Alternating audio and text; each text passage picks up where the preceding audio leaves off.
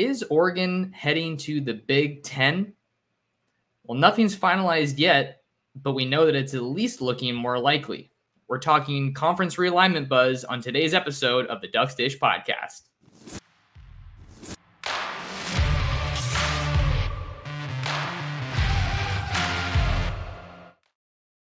And we're back like we never left. Oregon fans, what's going on? How we living?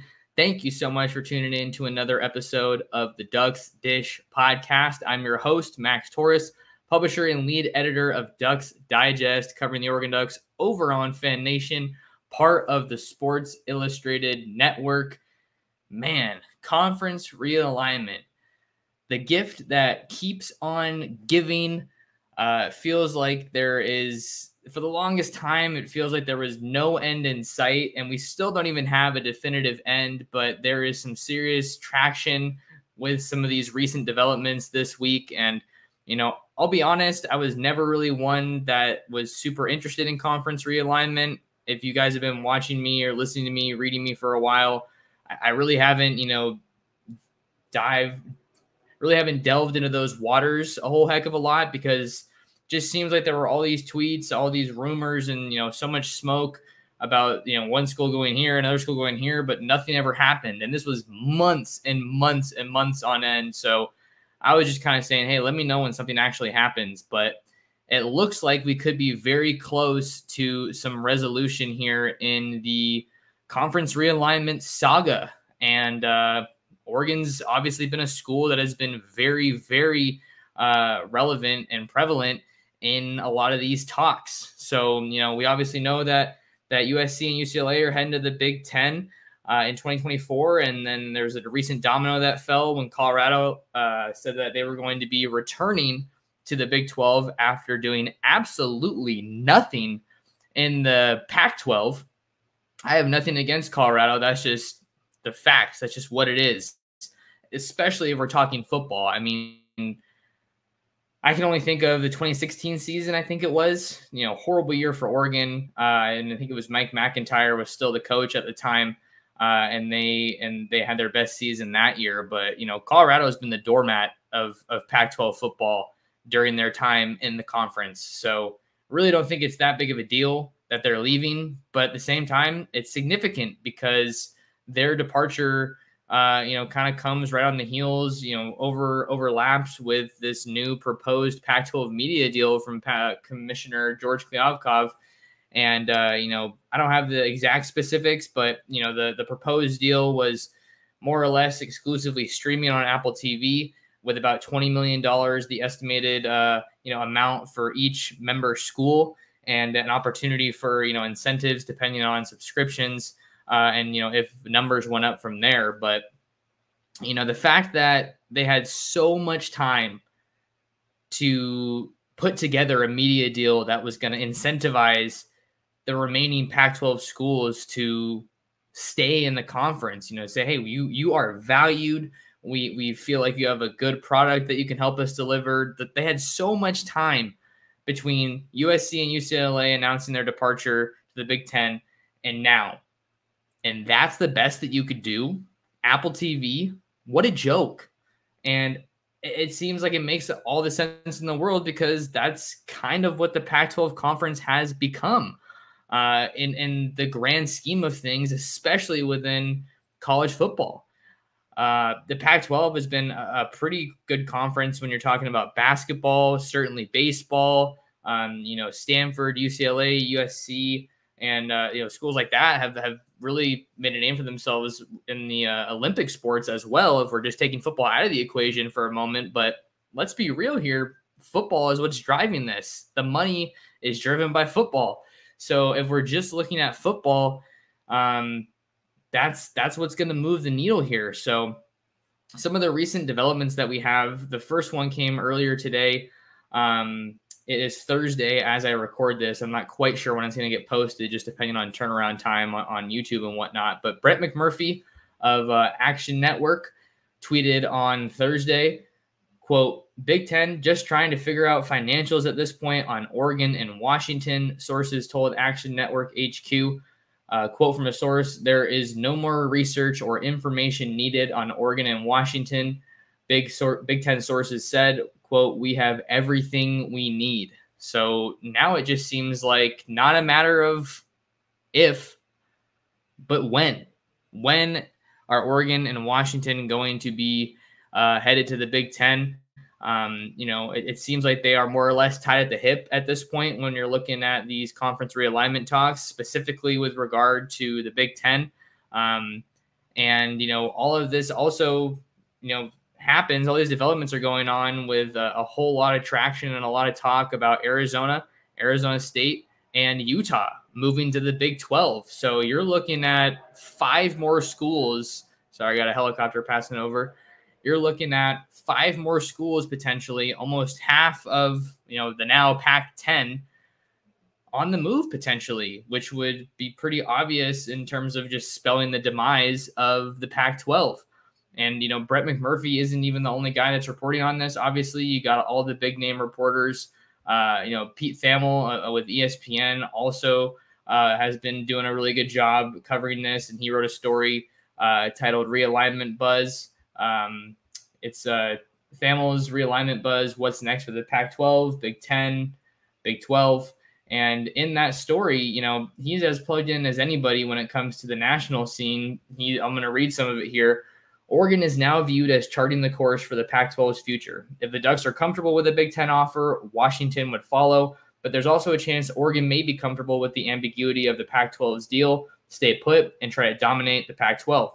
Thamel goes on to write, still, the Big Ten is ultimately a goal for both Oregon and Washington, and a transitory financial phase for a multi-generational decision would seem to make sense, but they could stay in a more geographically sensible league and enjoy clearer access to the college football playoff. And there remain forces working against Oregon and Washington's additions, both from the West Coast and the Heartland. There's a sense the Big Ten's decision could be tied to what the 3 remaining 4 corner schools, Arizona State, and Utah, end up doing. But there's also the idea those schools want to wait and see what Oregon and Washington end up doing. So there's a lot of things we can get into here. But, I think really the biggest takeaway for me is that Oregon going to the Big Ten is looking the most likely that it ever has since all of these realignment rumors initially started popping off. And I think we can look at this a couple of different ways in terms of should Oregon stay in the Pac-12 or should Oregon go to the Big Ten? I know a lot of fans are going to be quick to just jump on the Big Ten train, and I think that's, a good situation for Oregon, but it's also important to look at the other side of things. What are the benefits to staying in the Pac-12? I think the most obvious benefit is your clear path to the college football playoff. We all know that the college football playoff is set to expand in the very near future to 12 teams and, really more or less grant auto bids for Power 5 conference champions. So you could very well be looking at Oregon, sitting back and saying, hey, let's, like Thamel said in his story, let's just stay in the Pac-12 and dominate. With USC and UCLA off the table, that really just leaves Washington and Utah as the main conference contenders that Oregon's going to have to go up against. Granted, Oregon State clearly has something figured out with Jonathan Smith, especially after beating the Ducks last year, but maybe we don't want to put too much stock in one game. But, Oregon, Washington, and Utah, those are your most attractive, most appealing schools and most proven schools just in terms of what they've done. Let's throw out let's focus on the last 10 years. So if Oregon stays in the Pac-12 and you just run through everybody, yeah, that makes sense. That's how you can get back to the playoff once it expands, just balling out in a weak conference. And that's kind of echoing the point that I've had during this offseason, just as far as getting back to the playoff and why it's important for Oregon to have a good season this year. With the playoff expanding, if you have a lot more spots available, which you will, it's kind of going to drive down the value of those spots, right? When you go from 4 to 12. So this is kind of the last year that making the playoff means something. That's not to say it's not going to mean something when it expands, but it's going to mean more when you're one of those 4 teams that can ultimately make it to the playoff. So that's why I think this upcoming season is so important for Oregon and what they're ultimately going to be able to do in Dan Lanning's second season. And I don't think that Oregon, I don't think they need to worry too much about the financial side of things. I mean, obviously it's very important, but like that is a sport at Oregon that is always going to be taken care of. The boosters are always going to be willing to put the money out for, Phil Knight's obviously that main booster over there. He's not going to be around forever. He's getting up there in age. We all know that. But he has been nothing if not generous with his donations to the athletic department and specifically for Oregon football. So I think that Oregon, as crazy as it sounds to stay in the Pac-12, I don't think it would be the worst case scenario for them, just because you could, like they said, dominate in a weak league and get back to the college football playoff with some relative ease. But now let's look at it from the other standpoint, making that move to the Big Ten, joining the likes of Ohio State, Michigan, Penn State, Michigan State, a lot of big time programs that are at the forefront of college football. And I just think that the timing of this is just all so crazy because this is you're looking at the demise of the Pac-12 right after what looks to be one of the most promising seasons the conference has seen in recent years. I mean, look at the quarterback lineup from top to bottom throughout the conference. This is the best set of quarterbacks that the Pac-12 has had to offer in quite some time. Obviously, you have Bo Nix at Oregon. You have the reigning Heisman Trophy winner, Caleb Williams at USC. Probably Dante Moore is going to be the guy at UCLA, former five-star quarterback in the 23 class. You have Michael Penix at Washington. You have Cameron Rising at Utah. DJ Uiagalelei at Oregon State. There's just no shortage of headliners, and you would think just looking on that and all the promise that this season has that the trajectory of the Pac-12 should just be on the up and up, but that's not the case because Larry Scott absolutely just put the Pac-12 in the worst possible spot. I mean, that's like the understatement of the century, but his failure as a commissioner is obviously what set all of this in motion. And then George Kliavkov's early work as conference commissioner. I mean, this had to be the priority from the second he got hired, figuring out how to salvage the Pac-12 conference. Maybe not the second he got hired, but once USC and UCLA announced, hey, we're out of here, that had to be your priority. And for the media deal to only be what it is, it's just not enough. It's simply put, it is not enough. And I think that some fans are probably looking at it with Oregon in the Big Ten from the perspective of, we don't want to get left behind. They're playing big time football in the Big Ten. And obviously Oregon's not going to get into the SEC, and it just doesn't make that much sense. Logistically, the Big Ten makes sense because if you take Washington with Oregon, you have Oregon, Washington, USC, UCLA, stretch all of the time zones, and you have 4 West Coast teams that can play each other every year potentially, depending on how the scheduling all works out. But going to the Big Ten would obviously be the better financial move for Oregon, given the conference's partnership with Fox as a media partner. But it seems like the leadership is just so much more organized and proven and just on board with the direction that college football and college athletics is going in the Big Ten. And the who's who are going to be, in the Big Ten or the SEC, in the coming years. And there's been some chatter that Clemson and Florida State might be trying to bolt to get to the Big Ten. So like that's something to monitor too, which is crazy. And then I also saw the report earlier this week about Cal and Stanford being, possible options that the Big 10, wants to add if and when they can get Oregon and Washington. So it's just a really interesting development to track here. And I'm kind of excited and, getting a little bit fired up, admittedly, that it looks like we might finally be on the brink of an announcement.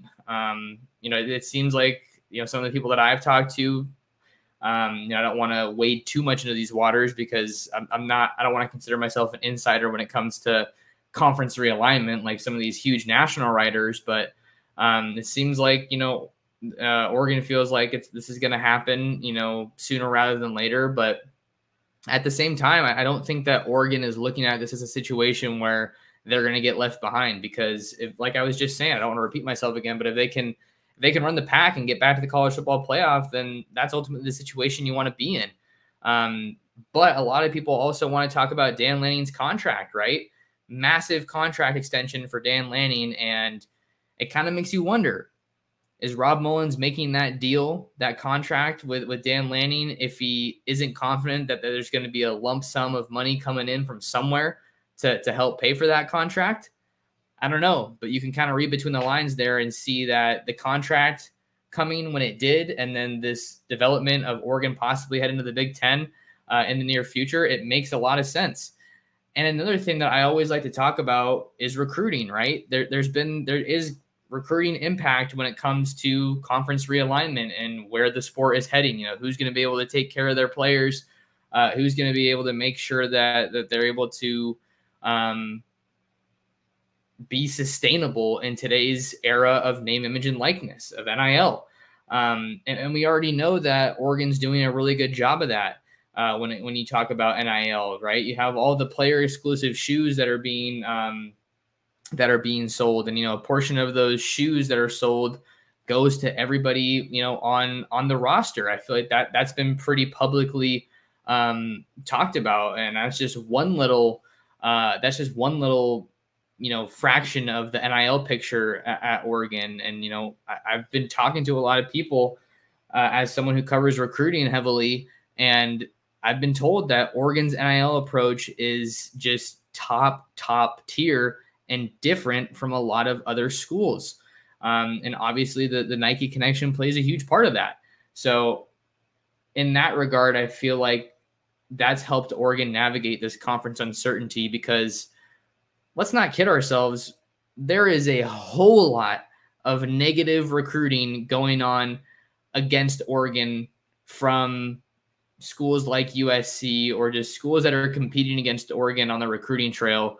Oh, what do you want to do? Go play in the Pac-12 where, people can't even watch your games and they're going to be left behind. I'm not saying those are specific things that have been said, but there's a lot of negative recruiting going on right now when it comes to Oregon on the recruiting trail, and their uncertainty when it comes to all of these conference realignment headlines. So if Oregon is able to get into the Big Ten, I think it's absolutely going to give them some certainty, and it's only going to help them sharpen their recruiting acumen.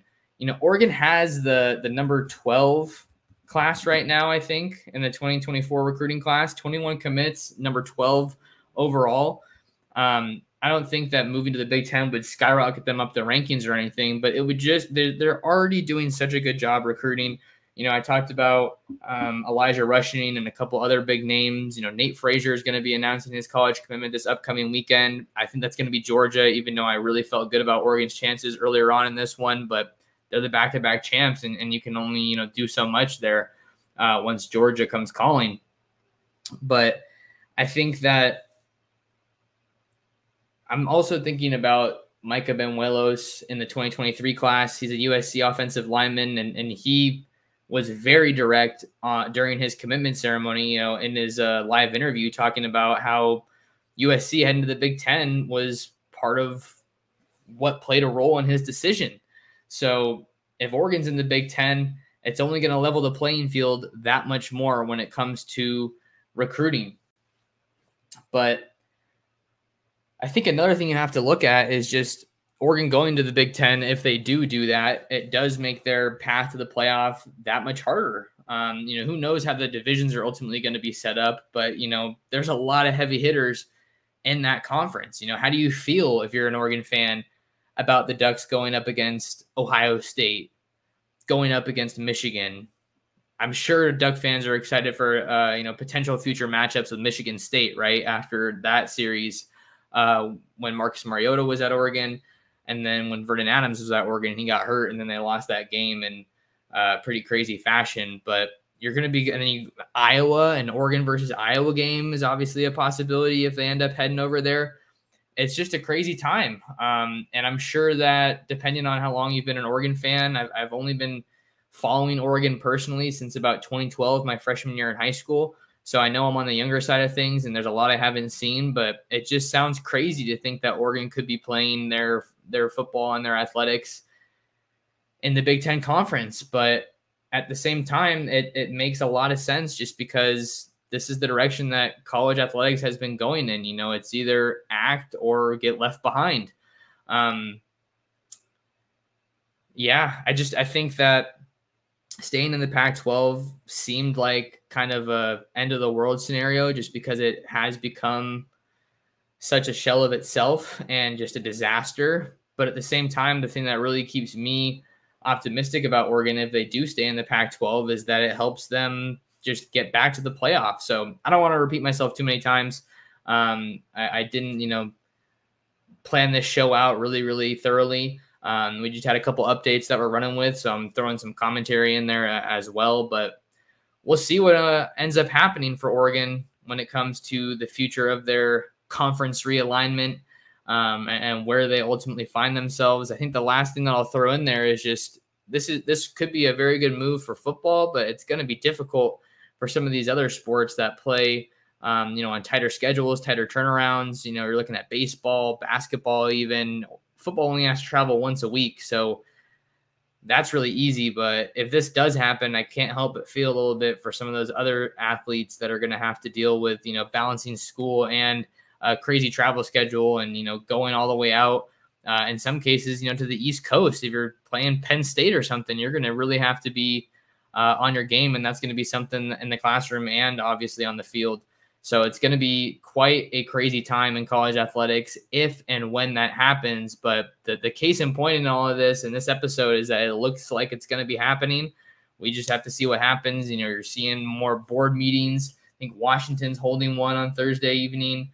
Arizona held one. So it's picking up steam. It's going to be interesting to see if Oregon and Washington make their move first or if Arizona State, and Utah make their moves first. But fortunately for Oregon, I think they're in a great situation. You lock in Dan Lanning for the long term, shows tremendous commitment to him after just one season. But he's incredibly dedicated to this team, to this community in Eugene. He's going to be around for the long haul, and everything he's said and done has really reflected that.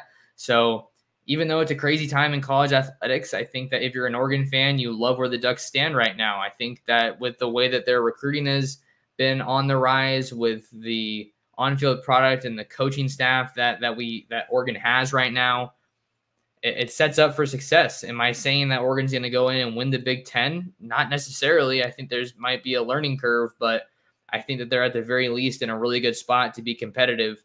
And especially with the transfer portal as well, it's only going to help close the gap. So we're in fall camp now. Thursday is the second day of practice. There was a quote that was going around about Gary Bryant just talking about Rod Pleasant, the true freshman corner from Southern California, just how his speed is just different. And they had some races, and he definitely earned some respect from his teammates. But we'll continue to see what other updates we get as fall camp continues in Eugene.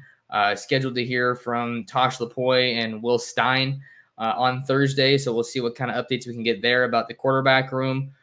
We know that Bo Nix is going to be the starter, but I think a lot of people are more interested in the defense and Tosh Lapoy and Dan Lanning taking that next step with guys like Jordan Birch, like Kyrie Jackson, like Tyshim Johnson, and Evan Williams. The list goes on. Mateo Uiagalelei is a guy who had himself a heck of a spring. So there's going to be no shortage of storylines, and I'm going to do my best to keep up with them.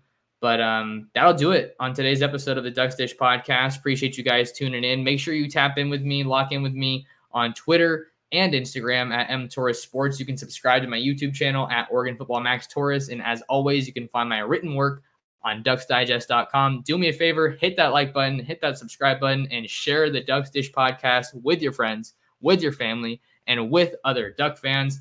But until next time, thank you guys so much for taking some time out of your day to talk some ball with me.